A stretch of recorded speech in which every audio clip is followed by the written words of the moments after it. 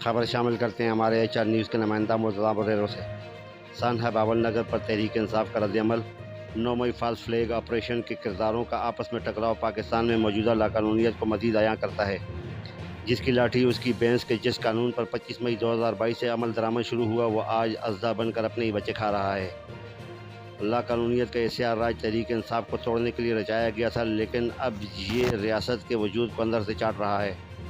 عوام کی چادر چار دیواری کی پامالی اور ان پر تشدد کا ہتھیار ریاستی اداروں نے نہایت بے رحمی سے تحریک انصاف کے خلاف استعمال کیا، لیکن آج خود اس کا نشانہ بن گئی۔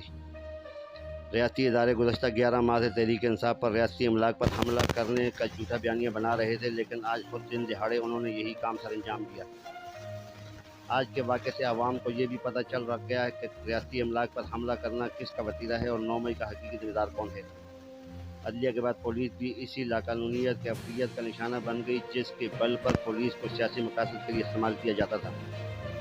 پولیس کو اس واقعے سے سبق حاصل کرتے ہوئے خفیہ ایجنسیوں کی ماں پر عوام کی چادر و چاردیواری اور ان کی بنیادی دستوری حقوق کی پامالی کی روایت کو ترک کر دینا چاہیے۔ جس انداز میں IG پنجاب اور محکمہ پولیس کے ذمہ داران نے پنجاب پولیس کو لاوارث چھوڑا وہ پورے محکمے کی آنکھیں کھولنے کے لیے کافی ہونا چاہیے۔ تحریک انصاف باول نگر واقعے کی شدید مذمت کرتی ہے اور قانون کے مطابق ذمہ داران کے محاسبے کا مطالبہ کرتی ہے۔